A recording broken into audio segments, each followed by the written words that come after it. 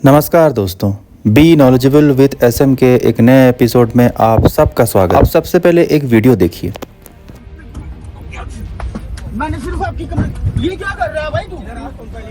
भाई मैंने सिर्फ कंप्लेंट करी ना यार, आपकी क्या कर रहे हो यार आप? ये पूरा भाई अटैक कर दिया सभी ने मिलकर। नीचे देख लो भैया, भैया मैंने इनको कुछ बोला? इस पैसेंजर की गलती बस इतनी थी कि उसने रेलवे में ओवर चार्जिंग के खिलाफ कंप्लेन कर दी। उसके बाद पेंट्री वाले आ करके उस पैसेंजर के साथ जम के मारपीट करते हैं। अब खुद सोच के देखिए, एक तरफ रेलवे को मॉडर्न बनाया जा रहा है, नए कोचेस लॉन्च किए जा रहे हैं, नए वंदे भारत ट्रेन लॉन्च की जा रही है, रेल मदद जैसे डिजिटल टूल्स लॉन्च किए जा रहे हैं, लेकिन दूसरी तरफ एक सिंपल कंप्लेन करने पर अगर किसी पैसेंजर के साथ मारपीट कर दी जाती है तो ये प्रोग्रेस किस काम का है? क्या पैसेंजर सेफ्टी का यही स्टैंडर्ड है कि जब कंप्लेन की जाती है तो वो लाइफ थ्रेटनिंग सिचुएशन बन जाए?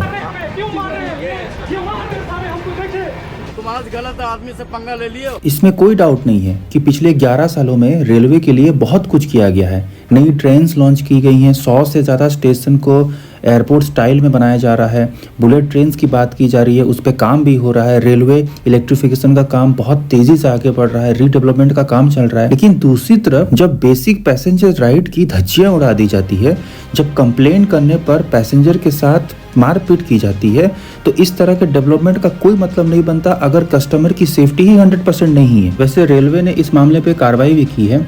रेलवे ने कैटरर का लाइसेंस कैंसिल कर दिया है और उस पर 5 लाख का जुर्माना भी लगाया, और जिन लोगों ने मारपीट की थी उन पे एफआईआर भी दर्ज की गई है। लेकिन ये सब कब हुआ? जब उनका वीडियो वायरल। इसका मतलब अब रेलवे से कार्रवाई की उम्मीद तभी की जा सकती है जब आपका वीडियो कोई वायरल कर दे। अगर वीडियो वायरल ना हो तो कार्रवाई की उम्मीद आप मत करिए। लेकिन ये सिर्फ एक मामला नहीं है दोस्तों, ऐसे कई मामले हैं जो सोशल मीडिया में आए दिन आप देखते होंगे। पुलिस वालों के सामने पूरे स्टेशन के सामने इसने बदतमीजी की, हाथापाई की। ये बंदा है, देखो ये बंदा है इनके चोर, ठीक है। पुलिस वालों को बुलाओ सर। इसने हाथ क्यों उठाया मेरे ऊपर? इन्होंने हाथ क्यों उठाया मेरे ऊपर? मेरी गलती क्या है आप बताओ ना, आपके सामने हाथ उठाया। मुझे भाई इन मामलों को देखकर ये साफ साफ पता चलता है कि रेलवे में अभी भी बहुत इम्प्रूवमेंट की ज़रूरत है। अगर आप फूड सेफ्टी को भी देखें तो उसमें भी कुछ खास इम्प्रूवमेंट नहीं हुआ है। आए दिन ऐसे वीडियोस आपको सोशल मीडिया में देखने को मिल जाएंगे जिससे ये पता चलता है कि किसी के खाने में कॉकरोच निकल जाता है, कोई कीड़ा निकल जाता है, कोई छिपकली निकल जाती है, किसी के खाने में फंगस लग जाता है।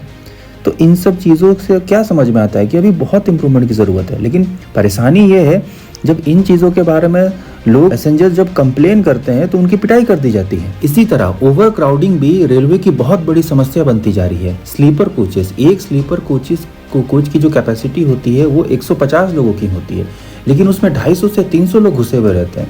इसकी वजह से जिन लोगों ने पहले से रिजर्वेशन कराया हुआ रहता है उनको अपनी सीट नहीं मिल पाती, वो अपने सीट पर बैठ नहीं पाते। पर में बुकिंग है, पर यहाँ पे सब लोग ऐसे जनरल कोटा की तरह चढ़ गए हैं। इन लोगों का किसी का भी बुकिंग नहीं। स्लीपर के अलावे एसी कोचेस की हालत भी बद से बदतर होती जा रही है। लोग जो होते हैं वो कोच अटेंडेंट और टीटी के साथ साठ गांठ करके उनको कुछ पैसे दे करके मस्त थर्ड एसी और सेकंड एसी में मजे लेते हुए, और जिनकी वेतन होती है वो प्रॉब्लम फेस करते हैं। कोच अटेंडेंट ये सारे पैसेंजर को इलीगल तरीके से पैसे ले करके जो 2200 रुपए करके बैठा। क्या इन सब चीजों से पैसेंजर की सेफ्टी रिस्क पे नहीं आती? क्योंकि एक्सीडेंट के केस में ओवर क्राउडेड कोचेस में ही सबसे ज्यादा मौतें होती हैं। 2024 से 2025 के बीच में कंप्लेन डेटा से ये खुलासा हुआ है कि रेलवे को टोटल 1,20,000 कंप्लेन मिली है फूड क्वालिटी और ओवर चार्जिंग को लेकर के, लेकिन उनमें से 17% कंप्लेन पर ही प्रॉपर रेजोल्यूशन दिया गया है, और वो भी 17% वो है जिनका कोई वीडियो वायरल हुआ है। रेलवे मिनिस्टर अश्विनी वैष्णव और पूरे रेलवे डिपार्टमेंट को और केंद्र सरकार को ये बात समझना होगा कि रेलवे के मॉडर्न होने का मतलब सिर्फ नए कोच, नए स्टेशन या बुलेट ट्रेन नहीं है। उसका असली मॉडर्नाइजेशन तब होगा जब एक आम पैसेंजर, चाहे वो स्लीपर में हो या जनरल कोच में, अपनी बात कह सके बिना डरे। सेफ्टी सिर्फ ट्रैक और सिग्नल की नहीं, सेफ्टी होती है डिग्निटी की भी। अगर आप मेरी बात से सहमत है तो इस चैनल को लाइक करिए, शेयर करिए और सब्सक्राइब करना बिल्कुल ना भूलें। Thank you.